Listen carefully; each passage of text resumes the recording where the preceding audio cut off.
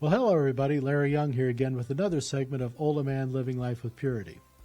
And today I want to tell a little bit of a funny story, the two ends of the same stick here, but the spectrum, how it can swing with people in their discernment when they're seeking healing for something in their lives, whether it be their physical, their spiritual, some other element that they're petitioning our Lord for.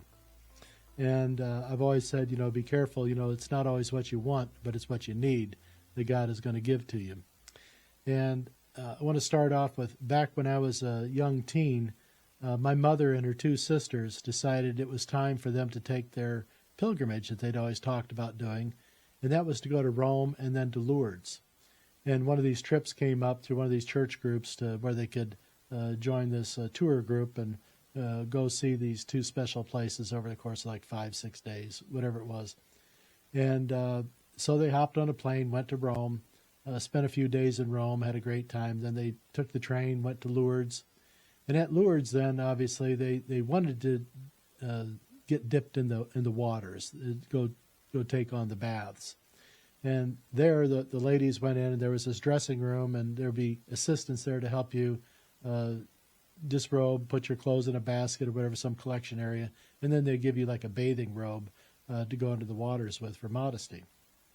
And so while the one woman was helping my aunt, who was my godmother, she was the oldest of the crew, and they said, "So what are we praying for? What do we need help with today? What are you trying to heal?" She just, thought to herself, says, "Where do I start?" She just goes, "Heal everything." And so she says, just top to bottom, head to toe, just fill me up. So they bathed her and they prayed for a complete body healing, and she got out of the water, they dried off, they went about their day, just had a great time, and ended up coming back to the States. And she'd talk about that experience a number of times, about just heal everything. I couldn't think of anything in particular, just take care of it all. Didn't want to miss anything. So she asked for a complete, thorough cleansing, cleaning, healing, whatever it was. So she goes through her rest of her life, and she gets to be about 95 years old. And I'm having a conversation with her one day, and she's working on these needlepoint flags, banners that I had made with the image of Our Lady of America on it, with the simple prayer, "By thy holy and immaculate conception, O Mary, deliver us from evil." And she was making jeweled crowns and things like that. So she would actually overlay actual jewels on top of the jewels in her crown and around her heart to signify these things, and on the lily, these other elements there. So she, I guess, what do they call that? She was kind of just bedazzling them, I guess is what they would call that. But it wasn't that. It was much finer work with these jewels. So if you've seen one, you can thank her. Her name was Jeanette. She did a great job. Well, I was talking with Jeanette one day about her experience, and I said, "So how was that?" Because I want to know how they dealt with dipping in the water and all like that. She says, "Oh, it was wonderful." She says, "But I asked for too much." I said, "What do you mean you asked for too much?" She says, "Well, I should have been more exact in my request because they healed everything and now I can't die." And I just thought, well, I said, you can die, it's just maybe God's not ready for you yet. You still have work to do here. You still got more banners to fix. She says, "Well, when I get these done, can I die?" And I said, "Well, yeah, you can die anytime." I said, that's fine by me. I said, "I don't want you to die." I said, "But I'm hopeful in your dying that you get to learn more and you can maybe in some way share with the rest of us how it is." I said, "I'm hoping in that." But she just laughed about it. She went back to her needlepoint, but she had just lamented that she asked for too much and she got what she asked for. That was a complete body healing, and now she was too strong and couldn't die at 95 years old. So just kind of funny in that perspective. And then I want to go back then to about the middle of the 2000s when we were doing work there at the Sylvan Springs at that time. And every third Sunday of the month, I started a program there we called the Family Day of Prayer and Healing. And what we do on the third Sunday, I would get a priest to come in to say Mass for everybody, offer adoration, benediction, and then Irv would Irv Kloska, a good friend of mine, he would start a healing service, and we would pray over people. And sometimes the line would be so long for Irv that I would step up and I would pray over people then too. It was just upon me, and people were asking me to lay hands on them and pray for them, so I did. And so we would have, eventually, people resting in the Spirit and reporting all sorts of wonderful feelings, and we thought, well, this is good, and so we continued this. Well, as we were moving forward with this, Irv ended up having a dream, and in his dream, he was told to carve a statue of Our Lady of America, because at this time, there hadn't been an actual carving of the statue. There had been castings, and there had been statues made, but they weren't carved. And so Irv was being called upon to carve a statue. Now, Irv had never worked with stone before. He had done some woodworking, little minor stuff here and there, but nothing of the elaborate nature of carving something. He didn't have the tools for it. He didn't have the disposition for it, that being patience. But he did have a love for Our Lady, and he wanted to do everything he could to make this happen. So he went about researching things, so he bought himself a block of alabaster. And so he got this piece of raw stone, and then he needed some tools.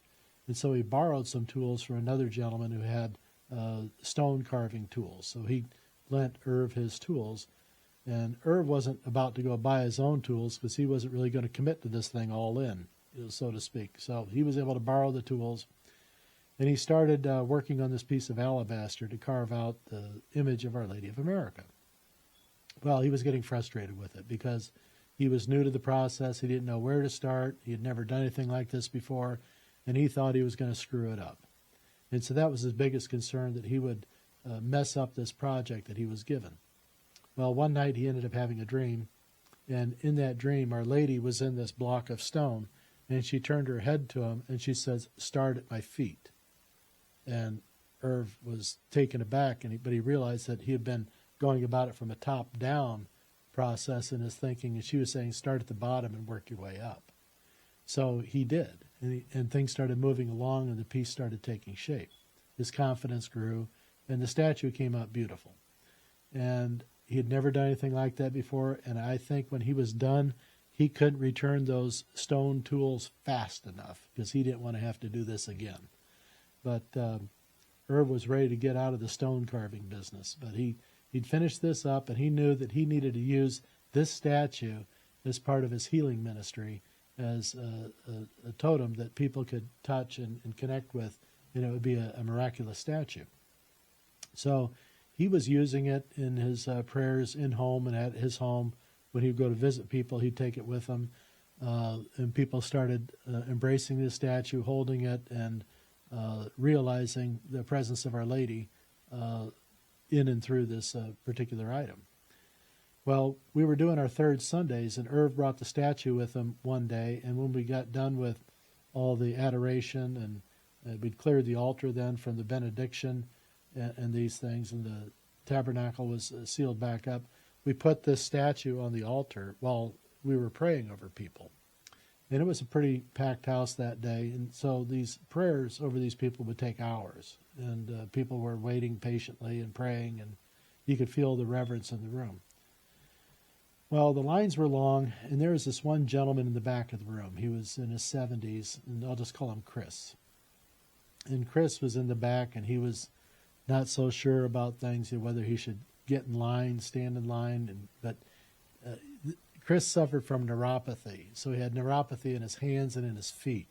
So standing for an extended period of time was painful. Walking was painful. Using his hands, turning pages, just doing any kind of delicate chore, buttoning his shirt, painful. All these things were biting at him and like needles being stuck in him. But he figured he would just go up and touch that statue. So he kind of sheepishly worked his way up around everybody, as I was told. He went up and he stared at the statue for a little bit. Then he put his right hand on it. And he prayed. He says, please help me. Please heal me.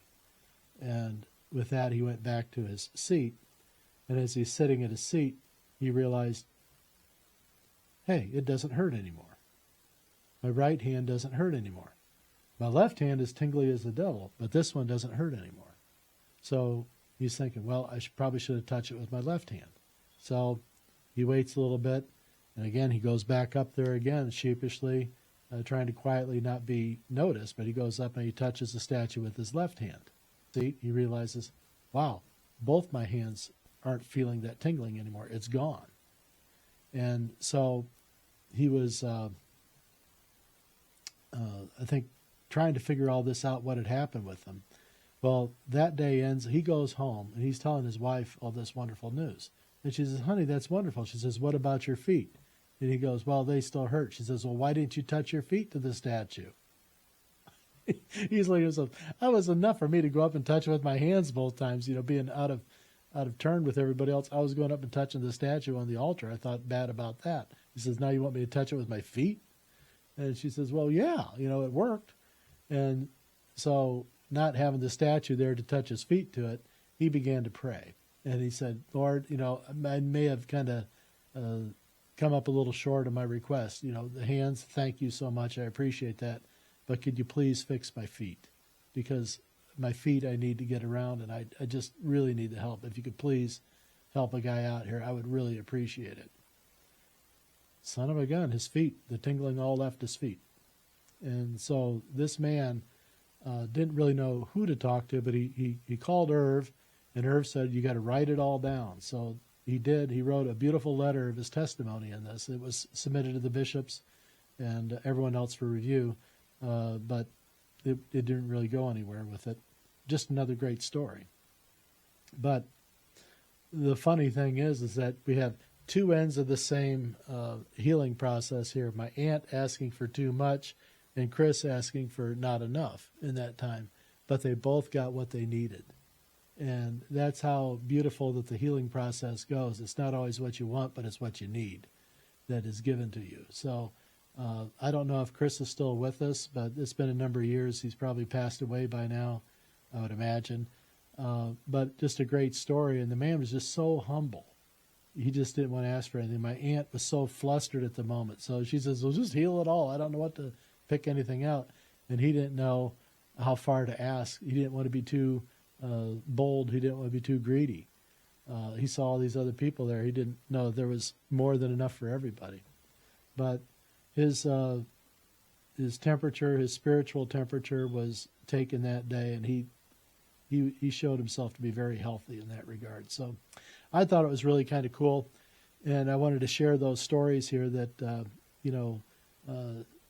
discern what it is that you really need, and feel free to ask for it all. And ask for graces for those around you, too.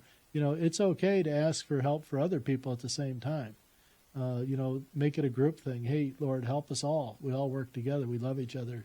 We're in this together. So help us all out here so we can be here to do more for you. That's a great way to go about it. So, well, anyway, great stories there. If you have any questions on that, send them to me. I'll go over these things again with Alex when he's in here, because I like to hear his laugh when he hears these things. But one of my more recent podcasts there, I was talking about the problems that we have with a lot of our priests and bishops right now and having trouble in telling the truth. And that set off a number of inquiries and emails I've gotten from a number of viewers. And so I want to double down on that a little bit and invite you, if you have a story of something that's going on in your world with a problematic priest or somebody in your parish that you need help with, send us a question, send us a situation, send us the details, and we'll try to weigh in on it a little bit and see if it's not the same situation that's going on in other places. You're probably not alone. We have a lot of people out there that are in our church, in our administration, that have their own quiet troubles, and sometimes they don't know how to handle it, and so it comes out in a way that's aggressive towards other members of the parish or in an unintentional way. Sometimes it's in a malformed way, but we all need help with these things because it matters to us, and if you care enough, you have to say something. So this is one of those see something, say something moments. But we're going to talk about this. I have a situation that tangentially touched with me that I had to help clean up a mess that one of these guys left in my community years ago, and I'm still dealing with the after effects of it. and he's left a lingering distaste in this community for what he did, and a disregard also for Catholics in general came with it because he was a Catholic priest. And but I'm going to get into that one there too. But I want to see if you have more problems that are going on. I'm trying to see if there's points of reference we can put together here and see if there's a common affliction that's going on that's not just relatable to one situation, but it's probably has a wider spectrum than we might realize. So just look for factual data. So feel free. Nothing's going to be disclosed. You don't have to tell me your name or anything. But I'm just looking for, some sort of testimony out there. If you got a problem, if you got a wonderful situation going on, we really want to hear about those. Elevate these guys up, and let's put them out there as a goalpost for others to shoot for. This is not a bad thing to do either. So we're going to get through this, but we got to communicate. We got to feel free to offer up our sentiments on this and what our concerns may be. So we'll get through this, and it's going to be a great ride. So, but in the meantime, I love you, and I'll be back.